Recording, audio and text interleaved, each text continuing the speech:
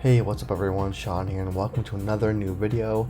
So today on this video I wanted to really kind of go through music. Now, to put things into context overall, so a few days ago, or like a week ago I think it was at this point, maybe a little bit less, whatever it was, I did kind of the same, like a familiar or a similar video about how the tech industry has changed the movie industry, film industry for what it's worth over the last 20 25 years, and overall just the massive changes. And the other big part of my life that I have always been involved with to some extent has been the music industry too, not like as like an industry person, but just enjoyment of music, as far as going to a lot of concerts in my life over the last 25 years or so, or 30 years at this point, as well as buying music, streaming music, whatever you want, just anything, like just consuming it overall. And so I thought it'd be kind of a cool idea to kind of reflect a little bit on the history, my own history, of how I have seen the tech industry again change music, the industry overall, and how it's kind of like revolved itself around and adapted itself to just things changing overall, and how kind of crazy it's been, and how we've kind of just have always, like, music is a little bit different than the film industry, is because of how it's kind of like we always kind of like just went with whatever was next technology wise, and I'll explain what I mean by that too. But so let's kind of but first I want to reflect a little bit. So again, so I'm nearly 40 years old, and my first real kind of chosen point of, if you want to call it, like when I actually chose the music I wanted to listen to or buy it or purchase it, was around the year 1999 or 2000s. That was right around when I bought my first CD, I think it was. And so again, for me, I was never a vinyl person. I appreciate vinyl. I own some vinyl for some of my favorite bands, more of as a collector's item, and just to have it on vinyl and have the big art and the big inserts of the actual vinyl itself. But I never really, and I know vinyl sounds way better than anything else that there's ever been invented so far. But as far as like my childhood goes, it was always at that time of CDs. And I remember, because I grew up, or I should say my first real introduction to music in general was pretty much the alternative scene. So a lot of, like, if you remember, like the stations of like Fuse TV and MTV2, and not radio. I never was really a radio person or a radio kid. I was never really influenced by audio radio in its own sense. I was always, at least growing up, I was always a music video consumption member. That's why I found out about new videos, new artists, new music. I was always through music videos, and I still am that way quite a bit to this day. And so and I even have memories of being a teenager, or even an 11-year-old, when I first got into, like, when I first bought my first CD, and just seeing videos from these artists, and like in the morning before I went to school, of like brand spanking new videos that MTV2 had on their channel for a couple hours in the morning, where they would play brand new videos that were, back then, alternative music for the most part. It was a lot bigger of a scene back then than it is now, in my opinion. And I would then, and usually when those videos were out, they were typically the first single, or no, I think they were like the first single for a typically up and coming, either a new album or a brand new artist album, or a debut album, I mean, for a brand new artist that would be hitting like Best Buy shelves or Target, wherever it was that I bought CDs from, within either a few weeks or a few months. And back then it was a very, very different release pattern than it is now, where nowadays you have, in many cases, almost half of the album or a third of the album out single wise before the actual album is out, which I disagree with that pattern, but I'll go into that once I get there. But again, back then, again, the year 2000, roughly around there, that's how music was, at least in my opinion, and my experience and my reflection of it, my memory. That's how it was released, was that these artists, these bands would film a really really expensive, typically, music video, and then that video would come out on, again, either Fuse or MTV2 or VH1 back then, if you remember that. And then it would hopefully some good airplay, good traction on the radio from there, because usually the video was first, I believe, and then they would go to radio stations for audio, which I never listened. Which I was not a radio person at all. I just didn't listen to the radio much. And then usually, again, a few weeks later or a few months later, the actual album would come out on CD, and then you could go buy it in a Best Buy or Target or FYE or Radio Shack or Sam Goody, all those different stores. And back then, music was cheap, I would say. I mean, we pay for it now in different ways, but it was cheap. I remember going to Best Buy was my place. I had a local Best Buy at my local mall, where I would go to on Tuesdays, which were release days back then, and I could find all those CDs for like $8, maybe $10. And what was cool too about it was that back then you could actually find, like, on the big like Tuesday release days for records or for albums, you could find like 5 or 10 other artists you never knew about or never heard about that were on probably the same label that you're buying an album from already. And then you could buy a super cheap CD from another band that you maybe never heard of. And that was also how I found out about new bands too back then, was that I would just buy a CD with, it was like $5 usually. It was way cheaper if they were even more unknown. And then I would go home and I had a CD player. I put it in the CD player and I listened to the music all the way through. And back then, because it was a CD, there was pamphlets most of the time, and they had the album art on there, and they had the lyrics inside of it, and that's how I learned music back then. Or as far as like lyrics, like I would just read the actual booklet. And now it's a whole different digital version, obviously, and it's more AI based, but it was kind of the same thing back then. And so that was how I was. That was my first real memory nowadays of how I found out about new artists, how I just discovered new bands. And to me, that was still the most pure way of doing it. And I'm sure anyone that's born before me would say vinyl was the same thing, and I'm sure that's true. It was just before my time of vinyl being the main primary way of buying music, because at that time in 2000 you couldn't really find vinyl. It wasn't really a thing as much as a CD was, I would say. So I bought lots of CDs every week, and I collected them all. And it was partially collecting CDs versus also the idea of like buying it for the music too. And I always appreciated that too. And then we're gonna fast forward a bit for a few years now. And now I can't remember when the iPod came out, but I do remember that the iPod, like the classic version, was the first iPod that came out that was a digital, like, that used like a hard drive, not SSD yet, and not solid state drive, but an actual hard drive for memory for holding music. And now it's when you could scroll through your albums and your artists, that kind of thing. I don't remember what year that was. I forget if it was 2001. I think it was maybe 2001 when iTunes came out, like an actual digital music store. And at the time there was nothing on it. I remember hearing about it that way. So I remember that happening. And I remember being a very, at the time I was a very anti, not Apple, but anti-digital music thing. I didn't trust it for some reason. And I don't know, I remember what reasoning I had back then, but I remember I was very physical media, CD purchasing, like, I wasn't really sure about how I felt about a digital album or buying a music on a computer, downloading it, and then putting it on an iPod. I didn't own an iPod. They were expensive compared to a CD player. Like CD players were like $30-$40 at Target, maybe Best Buy, whatever it was, and they had like, I mean, they had funny things like CD skip protection, because if you got scratches on your CDs, they would skip and stop playing or stop working. So, but again, I did not buy an iPod initially. It was too expensive for my parents' budget, and my budget, which was non-existent anyways.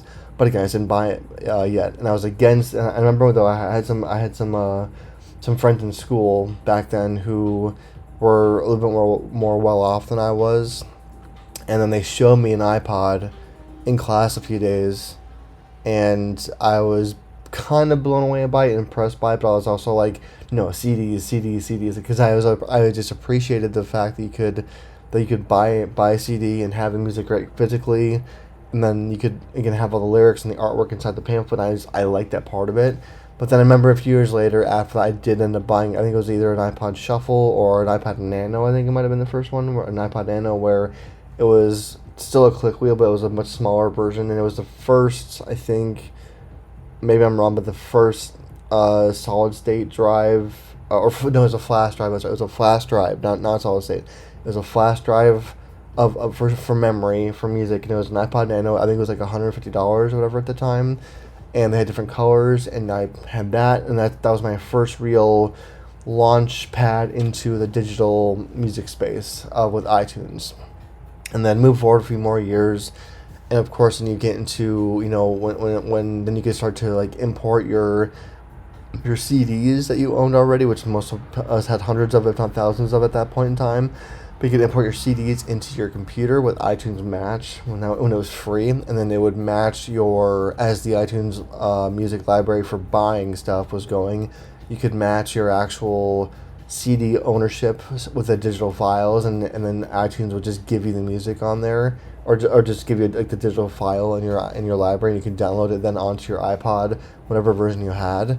And that was an interesting thing too. And again, and as I go through this, I remember again, like, every little bit, every new product that Apple released, and there was even stuff that was not just Apple. Like, I remember there was like a Zune. There was many media players that came out besides iPods that were out that attempted to be good or decent digital media players, but they didn't have the store that iTunes or that Apple provided for buying it for the experience of it. Also, they all like had a maybe like a good sales year, but then they usually would fail. And I remember hearing about them overall, but I never really wanted to buy them because I was already pretty much well invested into the whole iTunes thing of buying music on iTunes and having it be then and there, just available like as a download.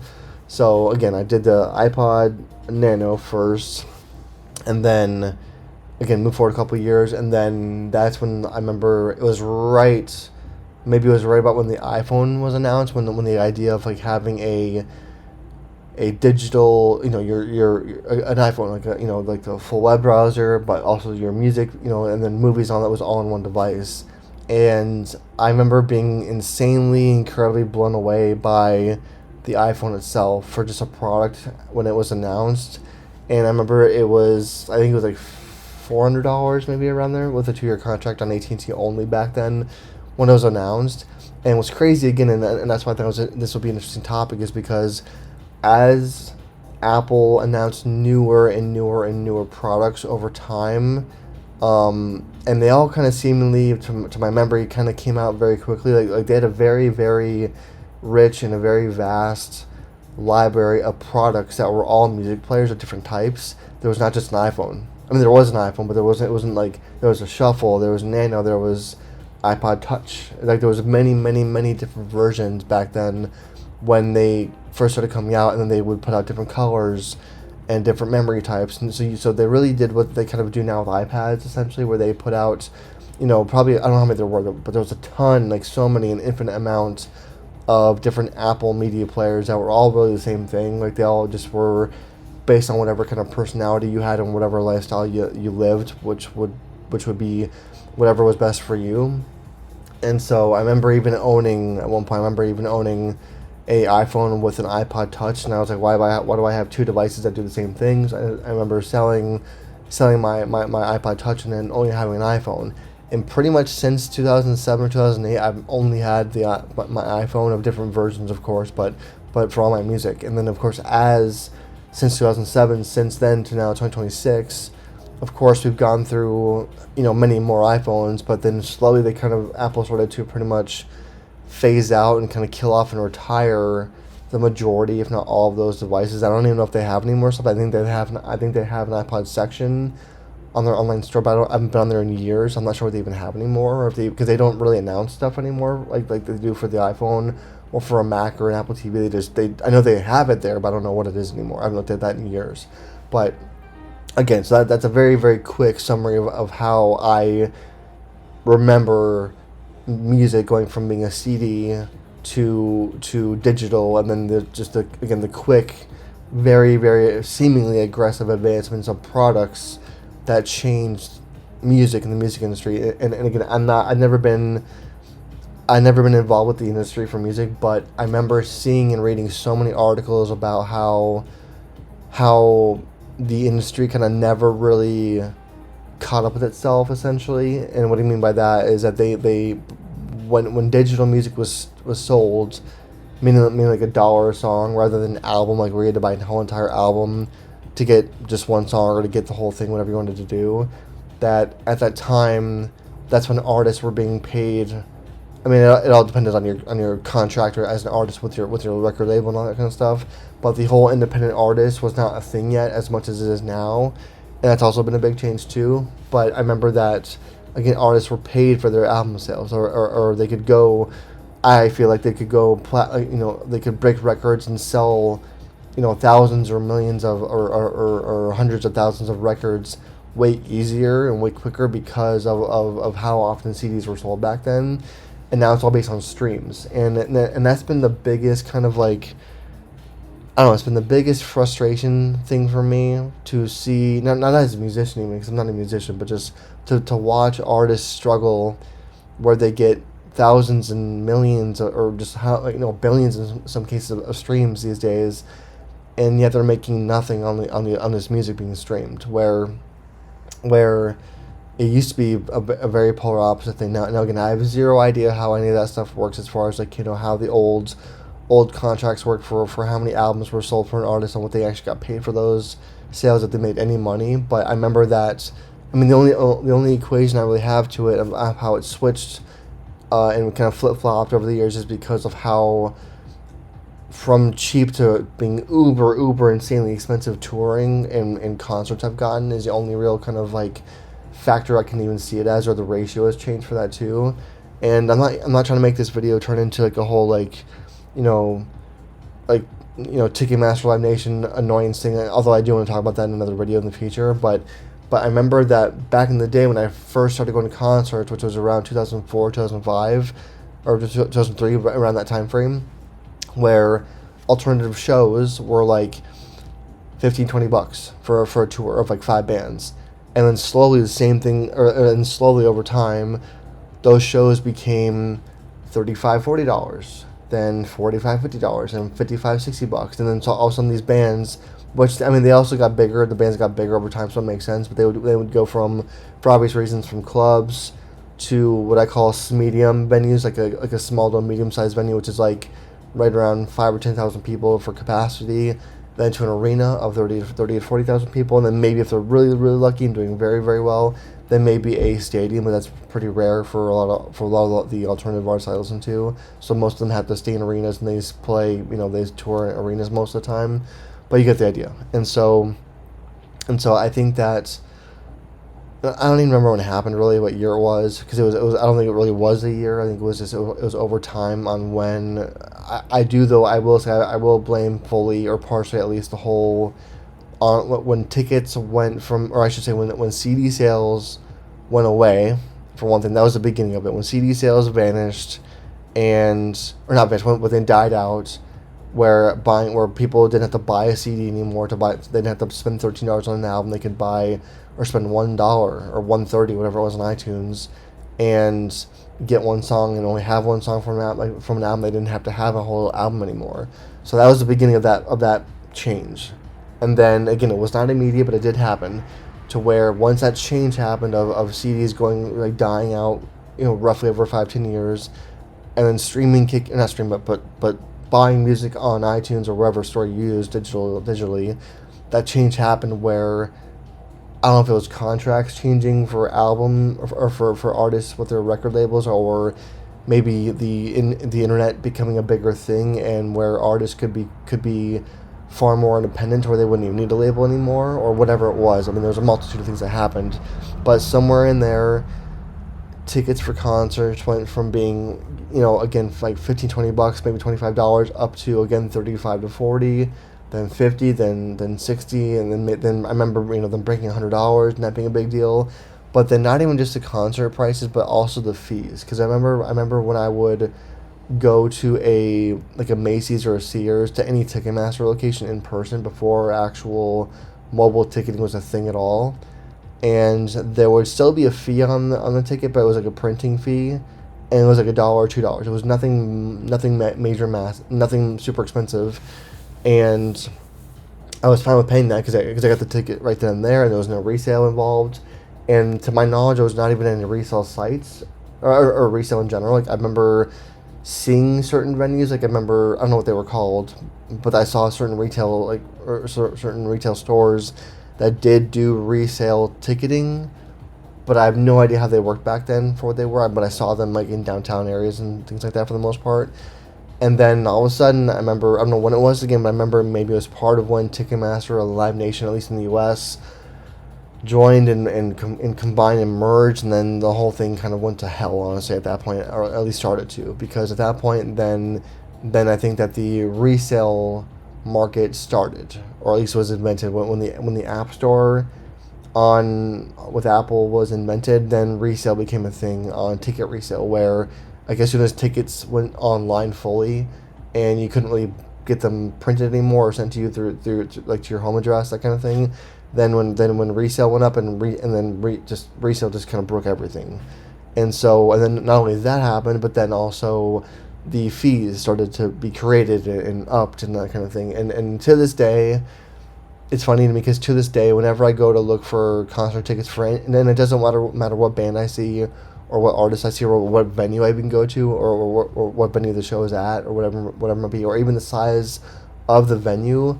What's funny to me about it is that the uh, the ticket fee information that they give you on the checkout page is different every time. They'll always be like full disclosure kind of stuff about where they tell you what the fee is for, but at the same time not give you really any details about it. It'll just say like the fee is to recoup, or it's a fee for the organizer or the promoter or the artist to make some of the money back from somewhere else, and what I mean, it doesn't matter. It's still a fee. And so somewhere between when CDs stopped selling, when music went to being digitally purchased, not streaming, not even streaming it, but just digitally purchasable, and people didn't have to buy an album anymore to get one song for a single. That's when that whole thing flipped, I think, partially at least. And then whatever year Apple Music and Spotify and all those streaming platforms started launched, to where you didn't even have to buy a single anymore. You could just do $10 a month for unlimited music. And I remember, not the day, but I remember around like when it happened, when that happened, when Apple launched in the fall of whatever year it was, that they announced and launched Apple Music. And they launched it as kind of the same, almost weirdly like the same thing that they launched as the first iPod in a way, or even iTunes as a digital music store, where they were like, hey, you can now pay this much per month and get whatever music you want on your phone, on your iPhone.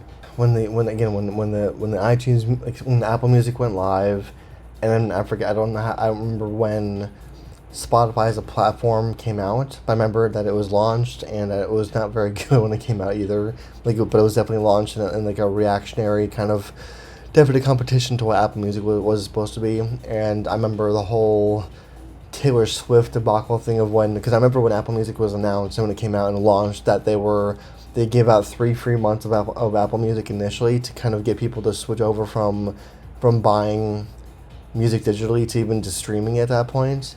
And so I remember that there was a 3-month free trial for new users, which everyone was at that point anyways. And then I remember the whole Taylor Swift drama thing, where she got saw her contract for how much she was getting paid, or any artist was getting paid at that point in time through that 3-month period, and blamed Apple. It was like, hey, this isn't cool. And then they changed their tune very fast because she did it publicly, and then they changed their mind and paid the artist for that 3 free months and that kind of thing. But anyway, so it was a funny part of that of that point in time. And again, so and to kind of reassociate this with ticketing and concerts, because again, this was all during the time and during the process of when, again, concerts went from being far cheaper to, again, slowly increasing in price, slowly gaining and establishing a resale market, which has done nothing, in my opinion, nothing but hurt the market and hurt us as concert goers and fans and audiences everywhere, at least in the US for sure. And I've always felt, personally, always felt that the touring and music industry, as far as touring and concerts have gone, that they've always been that they've always had a primarily a reactionary response to the streaming side of things, and that the reason why there's always these fees, and as tickets have gotten way more way overpriced, horrible fees. Where like even for me, like where when even these days, like in the last like 10 years or so, where even for bands that I love and artists that I love, when a show gets announced in my area, that I have a certain pricing point, which I won't say because it's not really important, but I have a certain pricing point for the show where if the sheet or the area of the show that I want to attend it at, meaning like the area of the venue that it's at, or it's in, or wherever it's at in the venue, I should say, wherever that is, after the fees are attached to it, which is always later in like at the very end of the checkout process of buying tickets, that if it's over a certain amount of money, I just won't go because to me, I've never really processed or been okay or justified the idea of an event for one night for like a couple hours being worth the price of that much money, and I've never felt any differently. And it's funny because I've kind of like I've established that feeling over time as I've seen all these tickets for any venue for any artist go up in price over time. And it's funny to me too because I don't really see anyone or anything or any entity or any legal area or even government doing anything about it or caring about it. All I ever see is people paying the prices for the tickets, whether it's resale or direct, people complaining about it online, people complaining about the resale process, resale in general, which again also I personally believe that resale ticketing, and I mean third party like StubHub and Vivid Seats and every one of those sites is the worst thing to happen to the music industry besides Ticketmaster and Live Nation merging into one company. I think that all that should be separated out and broken up to where, and even venues shouldn't even be owned or operated by Ticketmaster or Live Nation. That should be done too overall for what it is. But again, so I think that personally within the last 25 years, since all this has happened, since 2000 for sure, CDs stopped getting bought or sold, and streaming or digital music became purchasable for not really cheaper, but you could buy individual songs, to then becoming streaming where you paid one monthly fee, and even even less maybe if you're a student, which is cool in some cases, but you get the idea. But through all that, all I've ever seen is that as music has gotten cheaper and cheaper and cheaper or free to consume, that they have to make that money somewhere else for the artist or for the label, I should say, really overall, or the promoter or whoever you want to blame in this case. And it's gone, and all that monetary income that they've gotten used to from CDs or vinyl before that, or even tapes, went to the touring side. And somehow, for whatever reason, again, in the U.S. only, other countries are different, but somehow in the U.S., as fans, as people who go to concerts quite a bit, we have just been okay with it. And again, I'm not here to get political about this at all. I just don't understand how that became a thing, because I feel like it's happened very, very slowly. It wasn't like it was like a 6 month or a year long thing where we just had this weird development of technology that became a big trendy thing that changed everything all at once. Like, I mean, Apple's done that too in various formats besides music, where they just put a new technology out there and then it changed the world, usually for the better in some cases. And I'm not blaming Apple primarily for this, although their tech was really the first thing that was useful and utilized by billions of people, obviously in this case, that kind of aggressively pushed all this into being a thing or starting the whole process of where we are now. And to kind of move it forward here for the future, I have no idea what's going to happen, because I feel like whenever a few years go by and I look or I see how I feel, or I see things happen in the news with streaming or touring or prices going up higher and higher and higher for festivals, for concerts, and I just keep on thinking to myself, I'm literally usually like, how can we get much worse than this? And then it usually always happens somehow. I'm like, how can we get much worse than this? And it happens again and again and again, whether it's more fees or the fact that we have to now, in a lot of cases, do payment plans for these shows, which is insanity to me, that we have to like for festivals, or it's like they announce them a year out or whatever it is, and then you do either no deposit or like a $20 down payment for the festival, and then you pay $80 a month for it for 5 months. I'm like, to me that's insane. It's stupid. And so I wonder if maybe it's a thing where the artists are just requiring more money to get paid more because they make nothing at all from streaming, or I don't know. I don't have an answer because again, I've never seen an expense report for how much money these actual artists make, no matter what size they are. And that's before I even knew about all the merch cuts that venues take. I wasn't even aware back in the day that as a band or as an artist, if you had your merch in the venue for your tour, that the venue took a huge percentage of that too, and that's why merch money or merch pricing has gone way up in the last like 20 years too. So again, there's not an easy answer for this. I don't have an answer for it. I don't know. I just it's just something I've seen over 25 years or so of one of the negative, like one of the heavily negative sides of technology with music is that we've never really had a fix or even a plateau or even any kind of benefit to this whole music thing.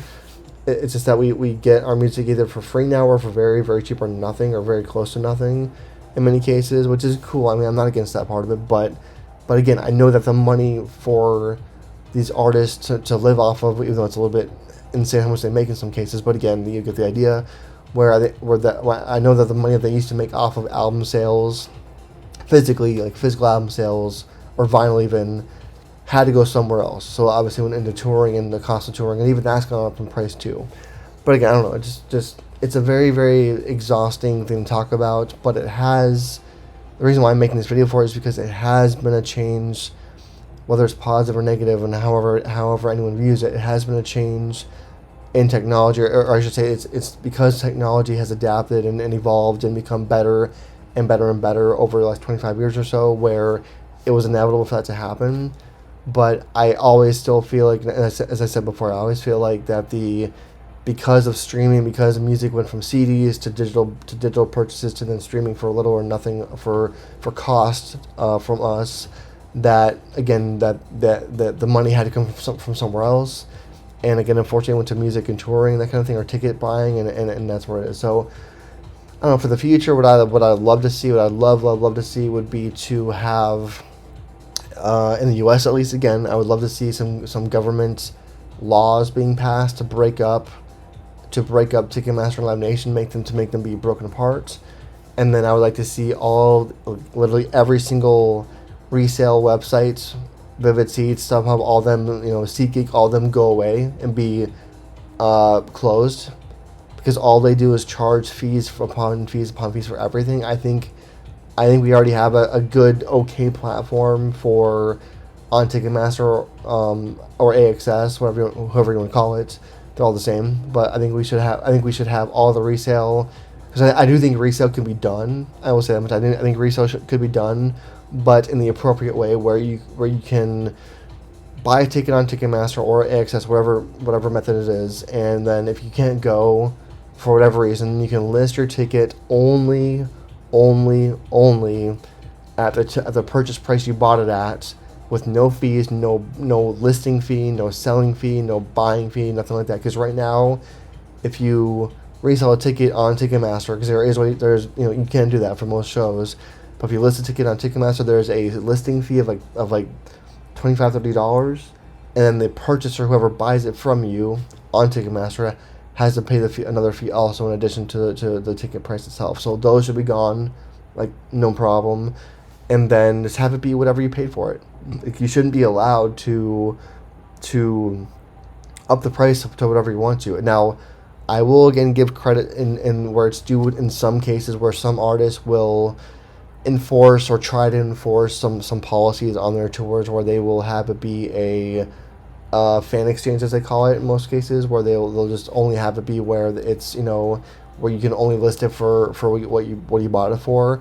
But I've even seen that not work sometimes. So I have no idea what Ticketmaster is doing. Like the tech part, the IT part of Ticketmaster needs to be completely overhauled and redone. Like, get rid of the queues; those don't work in the first place. Get rid of the queues, and then have some kind of different verification process for people, because all they have right now is a text and an email and a bot verification thing, and half the time that doesn't work, or half the time it incorrectly validates you as a bot, or thinks that you're a bot. If you refresh too much, it's happened to me, and it just kicks you out for like a half hour. That's worthless too. So for as many fees as they're charging on Ticketmaster for the IT and tech part of it to work, it doesn't work. So that needs to be overhauled too.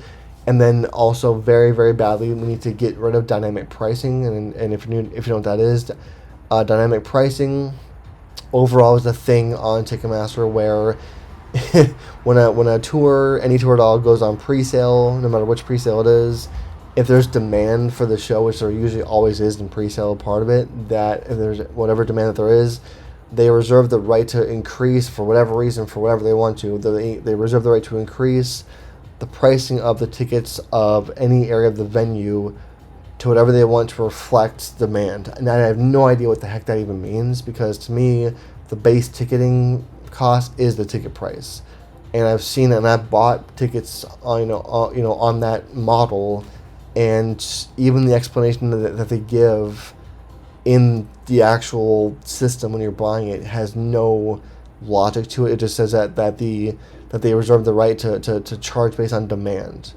And again, I have no idea what that means, because every show ever is in demand for the most part. Not always lately, but with the whole Blue Dot Vapor thing going on, or whatever it's called. But like overall, most pre-sales, which is now mostly known as a normal sale, when tickets are available heavily, or usually heavily, that the dynamic pricing thing needs to go away and be gone forever.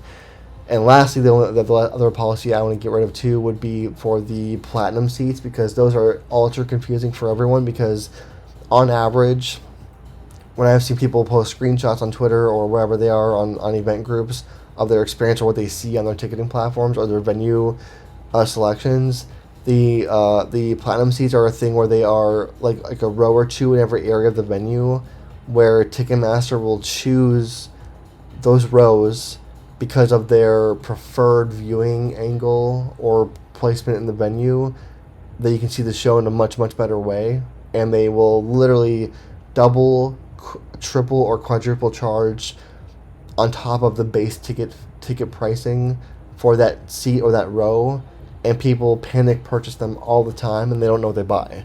So and I've seen screenshots where people will be like, "What is a platinum seat?" And I'll explain what they are. They're like, "Oh, I spent $600 for a $100 seat," where it can literally be like one or two rows above that or below that is a normal price base tickets, before all the fees, of course, again. So that needs to be gone too. So there's so many levels of just fees and resale and dynamic pricing, and again, platinum seats, that all that needs to be gone. And we just need to go back to where, and I've even thought about, like, what if we went back to CDs again in some way, like, well, because CDs were good quality music for what they were, or vinyl. Like, let's bring back, if we need to, let's bring back the primary source of music for CDs purchasing. I have no idea if that would work anymore, because of how easy and convenient it is to just go on your iPhone or whatever phone you or device you have, and just tap on the add button and then tap on the download button, and then you have the whole thing right then within 10 seconds. So I have no idea if that would ever work, or we need to really restructure and overhaul majorly every part of that process and make it to where tickets are not anywhere near what they are now for pricing, because it's insane. So I didn't mean to go into ticketing so much in this video. It was more about the music and the adaptation, but it really kind of is a major association and overlap to all that stuff involved with it, in my opinion, within how music has changed, how it's evolved, and how it has translated into ticket stuff too. So hope you enjoyed this video. If you did, give it a thumbs up, and of course subscribe for more content. Thanks for watching as always, and I will see you all in the next episode.